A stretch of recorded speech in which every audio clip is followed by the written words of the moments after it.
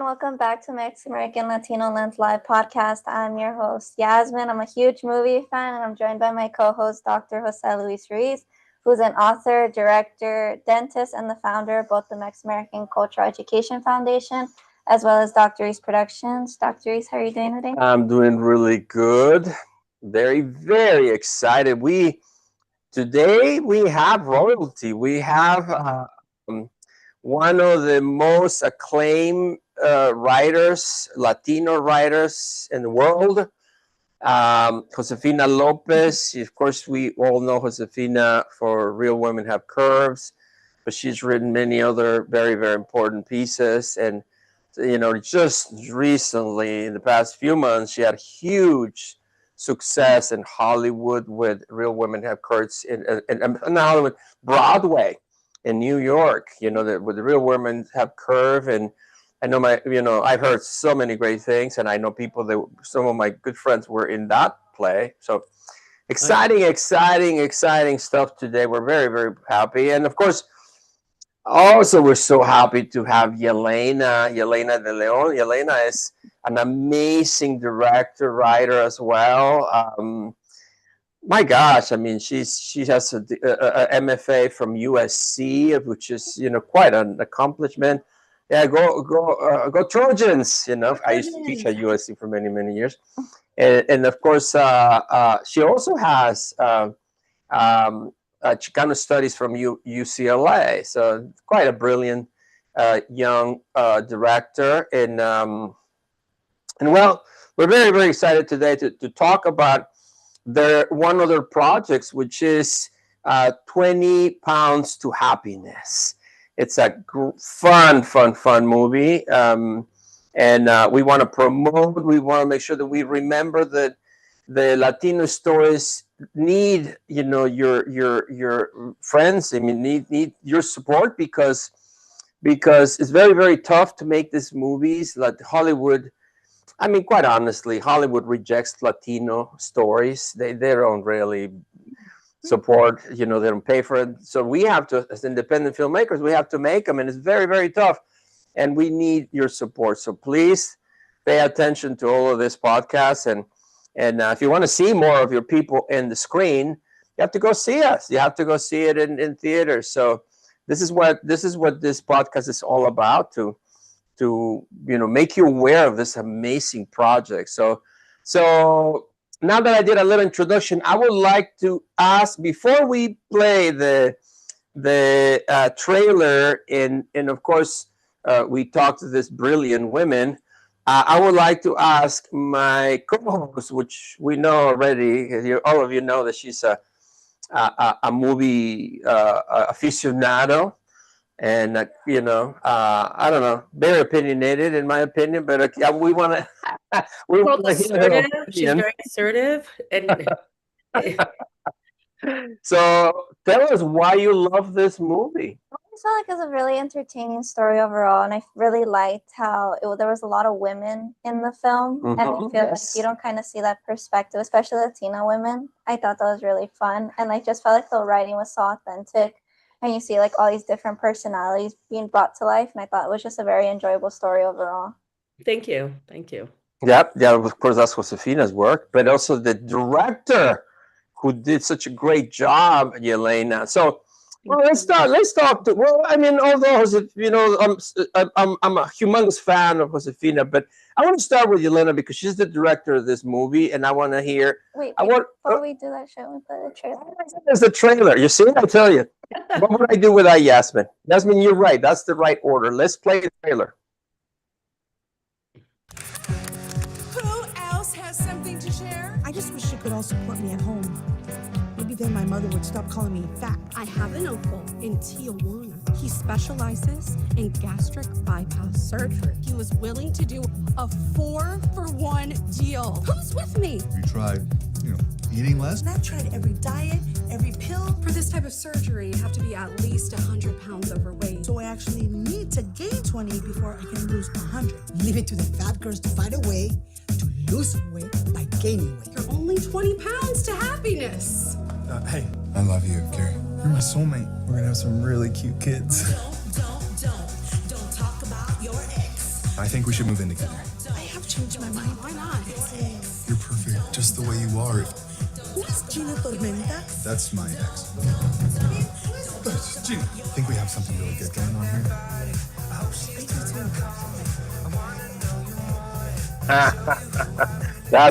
That's a great trailer. A lot of fun. Well, okay, now let's talk with Yelyna, the director of this amazing film. So Yelyna, tell us a little bit about how do you come across this project, and when do you film it? I know you've been, I know you've been in cons. Tell us a little bit about it. I mean, I want to know about this project. Sure. Well, this project came across my desk because Josefina and I have been looking for several projects to collaborate on. I've actually known her for a very, very long time. I auditioned for Real Women Have Curves, the original, that was many, many years ago. I did not get it. But it's been 20 something years that I've been waiting to work with her. And for the past 7 or 8 years, I've actually been working at Casa 0101, teaching the youth how to make their own projects, whether it's acting, directing, writing, producing. We do short films there. And so that was like our first collaboration. So we've actually been doing short films for about 7 years there. And we actually went to Equatorial Guinea, which is the only Spanish speaking country in all of Africa. This is the backstory of how this came about. And while we were there, it was through a project for the USC, American Film Showcase. We're there to teach new filmmakers how to make a project. And the U.S. Embassy, yeah. Yes, the U.S. Embassy invited us. So we're there, right? And we're thinking like, okay, great, let's make a movie, right? A lot of people there had no experience at all whatsoever, but the passion that they had, the passion just to learn. They're like, tell us what to do and we'll do it, you know? So we ended up collaborating with a group of filmmakers there for like a week. It rained every single day. Their camera didn't come in. It was like stopped at the border in Spain.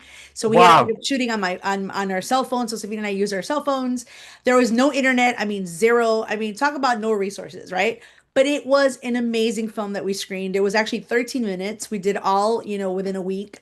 So when we came back, Josefina and I were like, wait a minute, we just did this amazing project with zero resources, right? And here we are in Hollywood, right? In LA, thinking like we don't have resources because we don't have the $1 million budgets, right? We can't compete with the studios.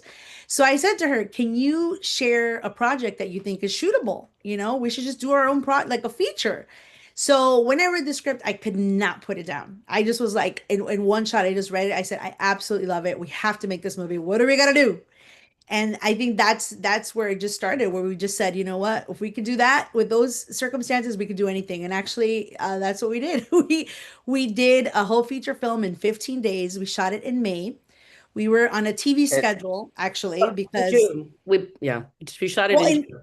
It was May. Well, it was in May. We were in pre-production. You're right. It was May and June. You're right. Yeah. My brain is like, what month are we now? Of what year? Of this year? Last year. Of 2024, yes. Okay. But within 3 months, because we had an amazing editor, Yelyna, that I actually went to Film Squad USC, we were locked within 2 months. So in 2 months, we got locked. We're in a TV schedule. Wow, that is a record. I mean, altogether, everything sounds like a record. I mean, 2 weeks and then in 3 months, you're already locked? Yeah, well, we submitted to Sundance, so we had like certain deadlines. You know what I mean? I'm a deadline person. So is Josefina. So we're like, okay, what do we have to do? And we focus all of our attention. You guys are powerful. we focus all of our attention just getting our deadlines done, and we did. It was our. I think it was like, yeah, when we submitted, that was for Sundance, and then after that, we said, okay, now it's time to really, do the post-production on this. So we spent some time doing sound design and going back and forth. I had to go to Mexico to work with the composer. It was just a really like fast-track project, but our passion was in it from day one. I think that's what has been the driving force for this project, because it's such an important story about body positivity, and I felt like it was something that really needed to be told right now. Yeah, that's impressive, and for all our audience, many of them there are filmmakers as well. We realize how difficult it is as an independent filmmaker to actually get a project going, and really requires creativity. It requires strong people like Yelyna, that are gonna just say, let's do it. And find us, but it's tough. It's very, very tough, but it's impressive. very, very exciting. And of course, the story, as you said, I mean, it's worth it when the story is an important story to share. And now that we're talking about the story, now we'd like to speak with you know, that amazing writer, Josefina. And so, Josefina, tell us a little bit about how did this story come about? What is your inspiration? I mean, we know that you write about a lot of different things, and of course, you're very, very passionate about uh, powerful women. Yeah, women's rights. But tell us a little bit of the background of this story that So you what wrote. inspired the story was I had a friend who went to the doctor and she was told that she either needed to lose 80 pounds or she needed to gain another 20 in order to qualify for the surgery so that the insurance can pay for the gastro bypass surgery. And so she was sharing this with me, like if she should just gain the 20 pounds so she could be finally thin. And the irony of having to gain 20 pounds. Exactly. Right? Because every woman, society tells us we're never enough. And so every woman in the back of our heads is like, oh, if I only lost 20 pounds, I'd be better. I'd finally be respected. I'd finally have, the things I want in life. And in reality, the reason I write about women with curves, real women, is because that's a way of saying F you to the patriarchy. It's saying we're not going to behave. We're not going to be what you want us to be. We're not going to live our lives to be sexy for you. We're living our lives for us. We are celebrating ourselves. We are loving ourselves. And so the story is really about women coming to that realization that no matter what you do, you'll never be enough because society will always tell you you'll never be enough because you weren't born a man. So stop playing this game that you can't win and just live your dreams now. Stop waiting to lose 20 pounds to live your dreams. Live them now. Live as though you're already perfect. Because you know what? We're women. We're goddesses. We were born perfect. So yeah, and then perfection is an impossibility for anybody. You're right. So like you say, that there's this silly need to feel perfect, and nobody ever reaches that, and everybody's unhappy about it. I think that the Hollywood right now is really being reshaped by people like you, Josefina, like women, powerful women. And definitely, you're changing Hollywood quite strongly. So a lot of powerful directors, writers in Hollywood right now. How do you now?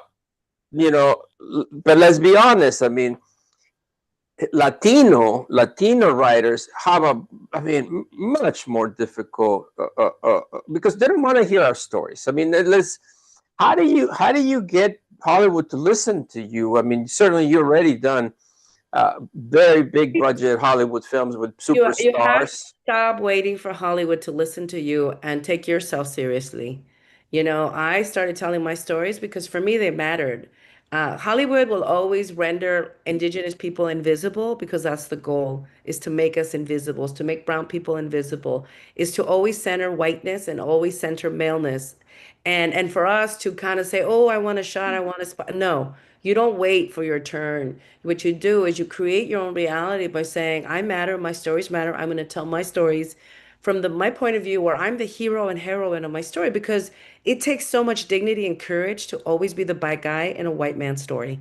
So you might as well be the hero because you are the hero of the story, because to believe in yourself and to keep dreaming in a world that constantly criminalizes you, that constantly marginalizes, that takes courage and dignity. So write about that. You have something more original, because all the white man stories have been told. I am sick and tired and bored of the white man hero story. I think like the hero story. If I see one more story about like Queen Victoria and Queen Elizabeth, I'm gonna jump out of a window. I agree with you. With like whiteness, I am like, no, show me something else. Like whiteness and patriarchy and capitalism fucked up the world. Oh, can I say that? I don't know. Well, they screwed up. We're gonna have to censor that. Why celebrate that? Let's celebrate community. Let's celebrate stories where it takes a village, where it takes a group of people, where it takes women, because we're not going to fix this world the way we've done it the same way. No, it's going to take women, people of color, and a different point of view in order to heal this planet. And we have to start telling those stories. Yeah. What I've set out to do, and I've stopped waiting for Hollywood. And here's the other reality. Even if I won like an Emmy, I won the Sundance, I got to Broadway, we almost won Tonys. All these accomplishments that we think, oh, one day we're going to be validated by Hollywood, that, Hmm. that doesn't apply to women or people of color usually. Yeah, unless we're telling their stories, Yeah. we do know that there are Latino filmmakers that are making it in Hollywood, but they're not telling Latino stories. Most But of they're not telling Latino they're telling stories. the That's the whitest story problem. possible in the most cinematic, beautiful way, which is wonderful. But it's also kind of like, when are you really going to tell Latino stories? When are you going to tell Yeah. stories about Indigenous people oppressed by, there's all kinds of things that they will never talk about. So it's going to be us to say we got to Yeah. put our money together and get support financially, because right now we all have the skills to make movies. We just don't have the financing and distribution. And until Yeah. you have those two things in place, you're still going Man, to you're grow impressive. like You're us. impressive, Josefina. Good. I mean, I want everybody to hear what you're saying. I mean, Like a this is what, motivational speech. right? Yasmin is ready to start making a film right now. You know what? We need more people like you, Josefina, definitely. And we need, as you said, we need the support of our community. And again, friends, I mean, your listeners, please go support Latino stories, because if we don't go to the movies when we have beautiful Latino stories like Mhm. 20 Pounds Yeah, to like Happiness, come see then our you're film not gonna see them again, and that's gonna be a Friday, right? problem. This Friday at the LA Skins Film Festival, the Native American Film Festival, we are screening our film at the Chinese Theater. Get your tickets at laskins.com. Come support us, because I am also tired when people say, oh, we need more women's stories, more Latino stories. And then we invite them in. Oh, I am too busy. I'd rather go see a game. I'd rather buy a Dodger ticket. I go, okay, well, the Dodgers don't need your money. We do. We need your money. Exactly. Come support us. Exactly. Come see real stories, that really matter. I agree 100% with you, Josefina. 100% with you. So you with all the energy that you have, I know that you have a theater called Casa 0101. 101, correct? And Yes. on that theater, of course, you're constantly making new stories and helping young people, give them a head start. We will talk a little bit about that, but my question is, why Casa 0101? What does that mean? What does the name mean? So okay, it's a very philosophical thing, but the quickest way to explain it is that we live in the third dimension in a binary world of opposites, right? So 0 and 1 is also the original language of computers, which was used to create Yeah, language to binary communicate, language. right? And so for me, drama or theater happens when there's duality, but when 0 and 1 become oneness, there's no more separation. The illusion of separateness is gone. There's no more drama, there's no more theater. A lot of our suffering has to do with duality, because we can't think beyond black and white. So much about healing and transformation is about unifying these two things that are at odds, the dark and the light, female and male, and realizing that everything is already whole. It's an illusion that we're separate, that we're different.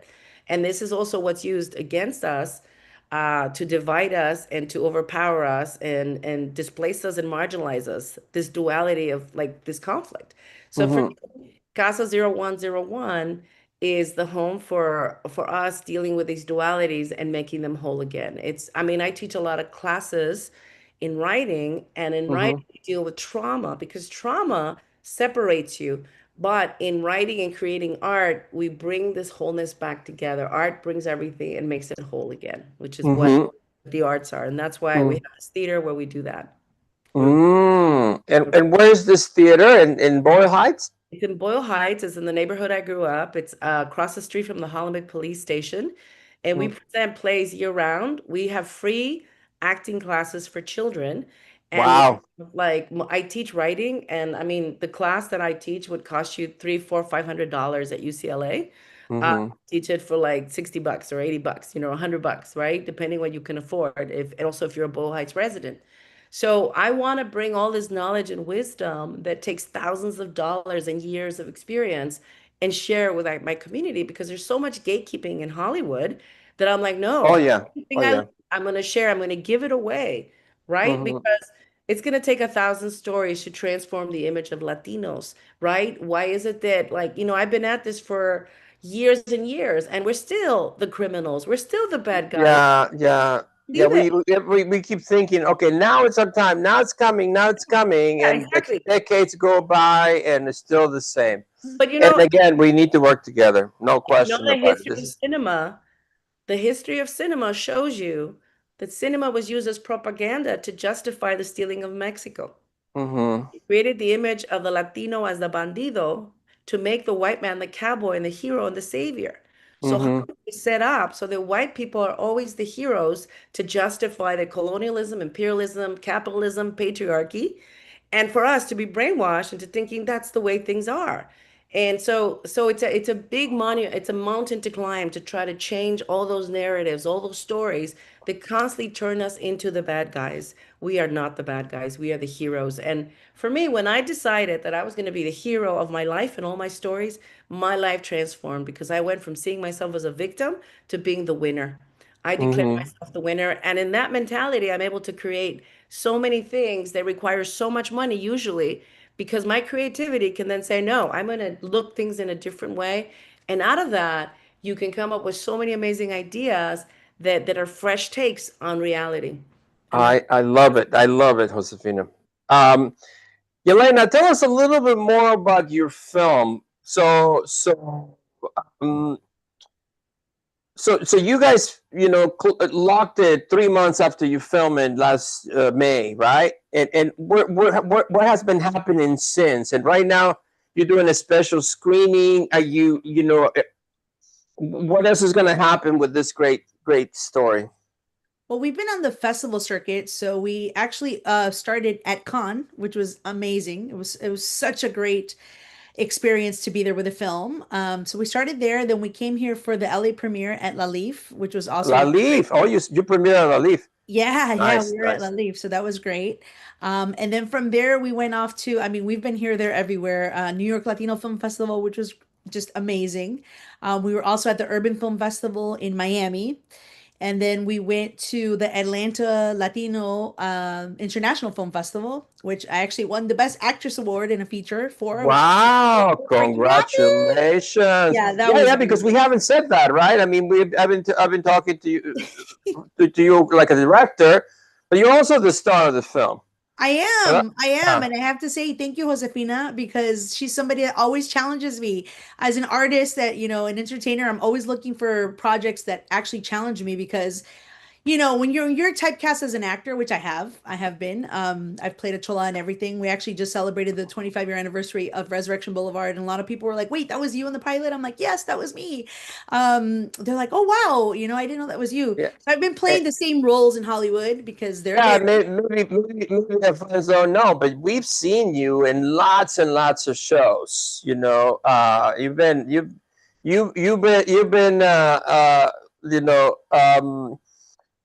you've been around although you're so young.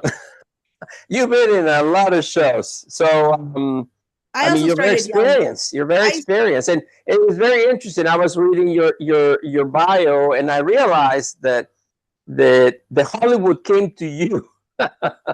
Isn't that the case that when you were a little girl, an important film took place in your neighborhood, and it literally was in your living room, and so is that how you is that your beginning? Is that how do you decide to become a actress and then a movie director?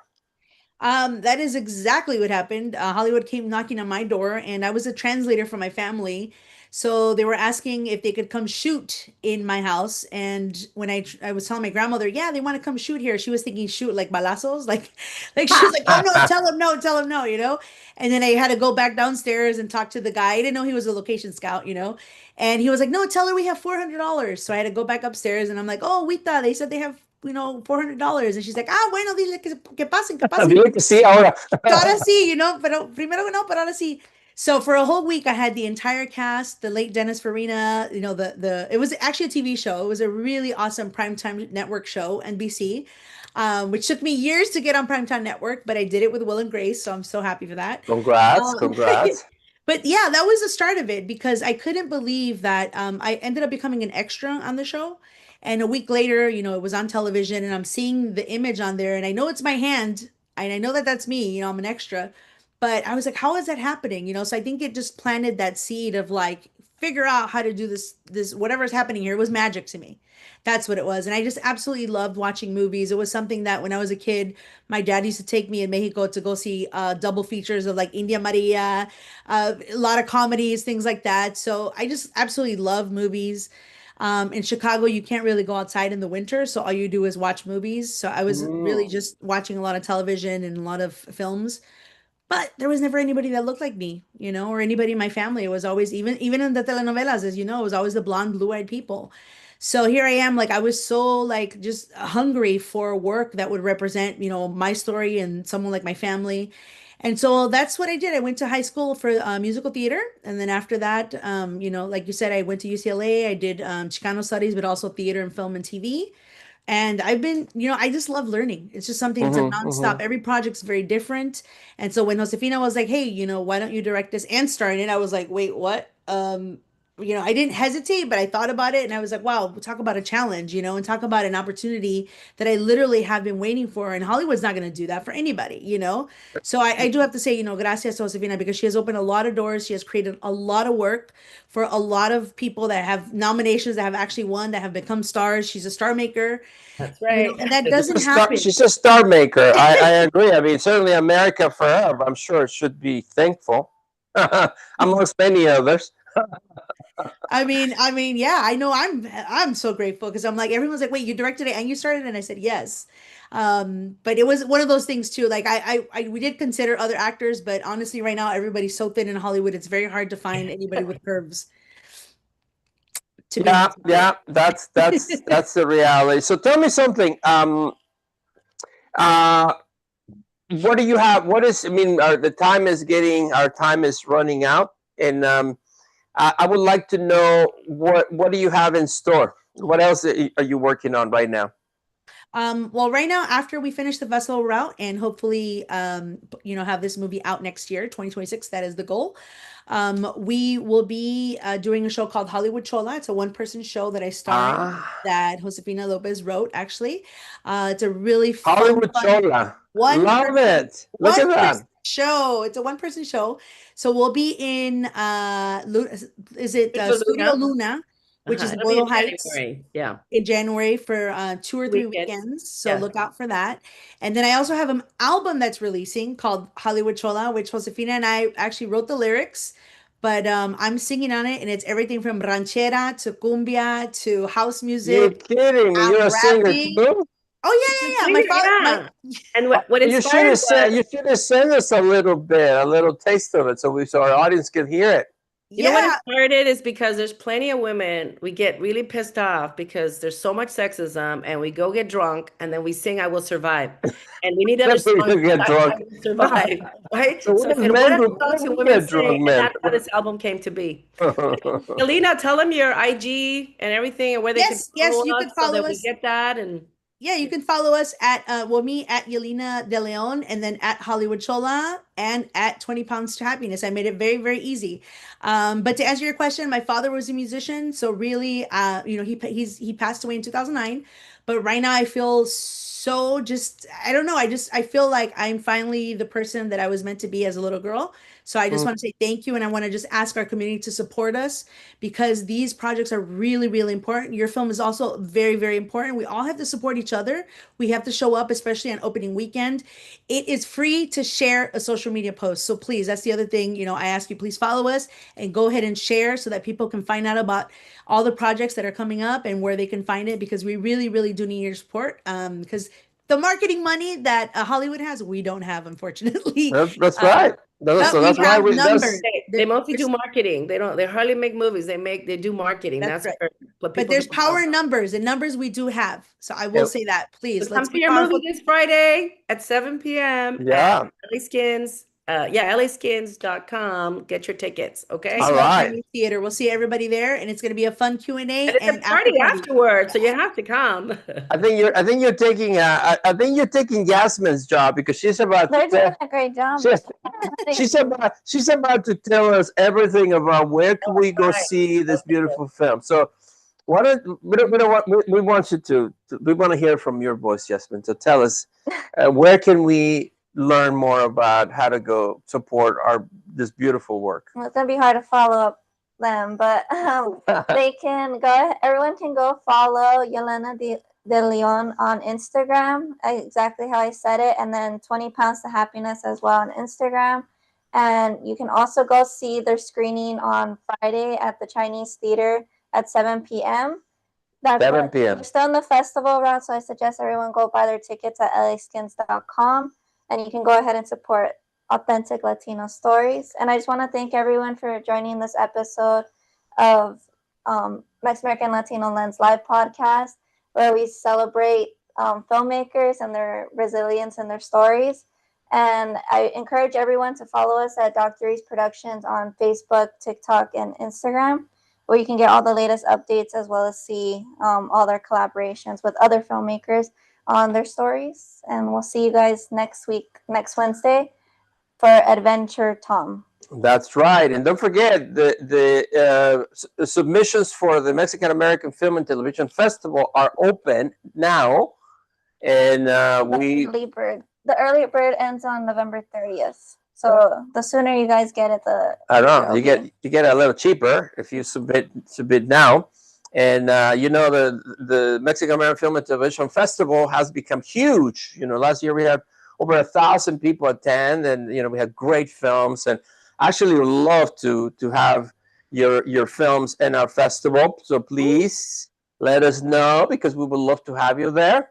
And of course, we would love to have the wonderful Josefina Lopez to be a special guest at our festival. So keep it in mind. That is April 25th in Harmony Gold, 25th and 26th. Anyway, friends, great seeing you all. Such a wonderful podcast, and thank you for taking the time, Josefina. Yelyna, all the best, a lot of success. You deserve it. See you next time. Thank you. Bye-bye. Appreciate your support.